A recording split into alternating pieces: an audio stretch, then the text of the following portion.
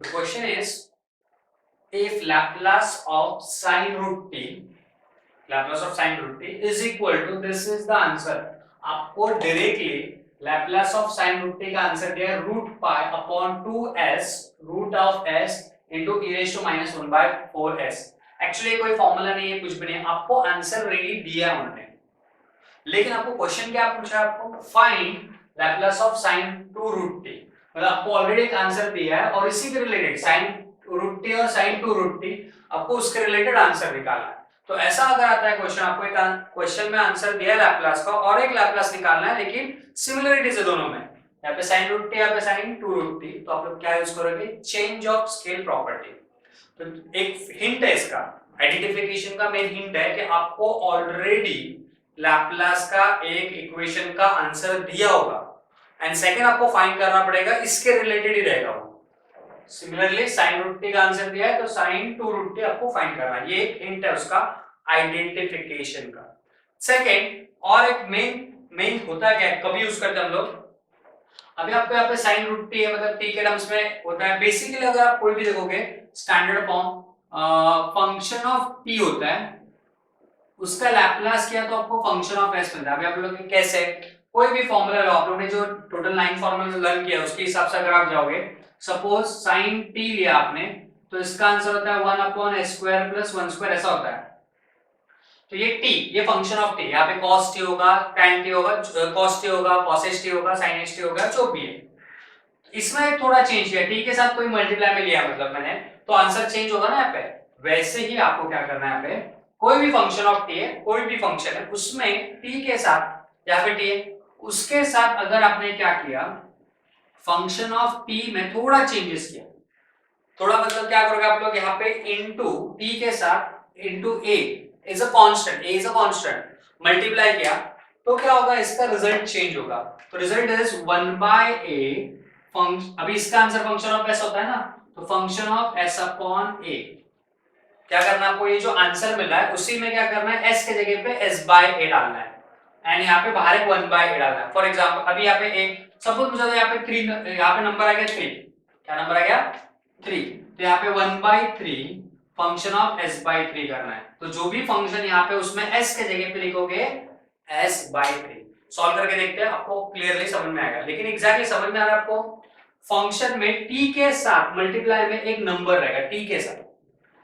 First shifting में क्या होता है, फंक्शन के साथ एक्सपोनेंशियल मल्टीप्लाई था, यहाँ पे फंक्शन के अंदर t के साथ नंबर मल्टीप्लाई में आएगा। ठीक है, देखते हैं कैसे करना है हम लोगों को। सबसे पहले एक मेन हिंट है, मैंने आपको स्टार्टिंग में बताया था, दैट हिंट इज आपको ऑलरेडी एक आंसर दिया होगा, उसी का यूज करना है, उसी का क्या करना है, यूज करना है। तो मैं आपके लिए लिखता हूं फर्स्ट ऑफ ऑल आंसर, ये जो आंसर दिया वो लिख लेता हूं, sin root T is equal to root pi 2s into root s into e raise to minus 1 by 4s। मैंने ये आंसर लिखा, मैं इसको कॉल करता हूं फंक्शन ऑफ s।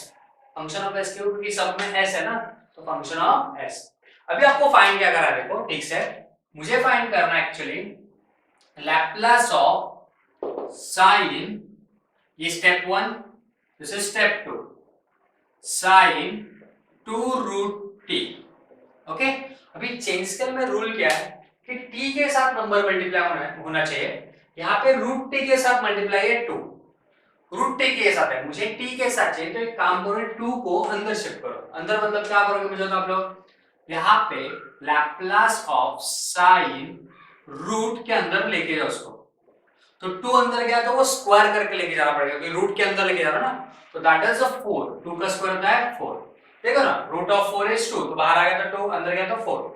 तो अभी देखो यहाँ पे t के साथ कितना नंबर मल्टीप्लाई में 4 नंबर है, तो वो हो गया आपका यहाँ पे a, दैट इज a, तो आंसर आएगा 1 बाय a जो भी है।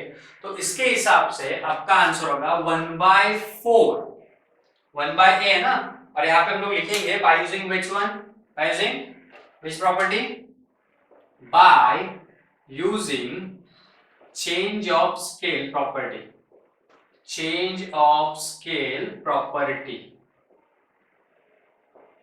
ओके, ये यूज करेंगे। तो उसके हिसाब से क्या होगा फॉर्मूला, ये जो मल्टीप्लाई में नंबर है वो यहाँ पे a आएगा, तो 1 by a function of s by, तो यहाँ पे a का वैल्यू 4 है, here a is equal to 4 है, तो 1/4 into function of s upon 4 हो गया। 1/4 फंक्शन ऑफ s/4 हो गया। लेकिन कंप्लीट आंसर नहीं हुआ। करना क्या आपको एग्जैक्टली, ये 1/4 तो वैसे ही रहेगा। फंक्शन ऑफ s/4 का मीनिंग क्या होता है? फंक्शन ऑफ s, ये जो प्रीवियस आंसर थे ना, ये फंक्शन ऑफ s होता है। उसमें s के जगह पे s/4 डालना है। मतलब ये जो इक्वेशन दिख रहा है आपको, यहाँ पे जहां पे भी s दिख रहा है ना आपको, वहां पे s के जगह पे क्या लिखोगे? s अपॉन 4 लिखोगे। तो मैं चलो यहाँ आंसर लिखता हूँ। क्या आंसर है? Root pi upon 2 into s है ना, तो s के जगह पे आएगा s/4। s के जगह पे आएगा s अपॉन 4। क्लियर है? इंटू रूट s है, तो वहां पे भी क्या होगा? रूट s के जगह पे होगा s/4। क्लियर है? Into e raise to minus bracket 1 upon 4 s है, तो s के जगह पे होगा s अपॉन 4।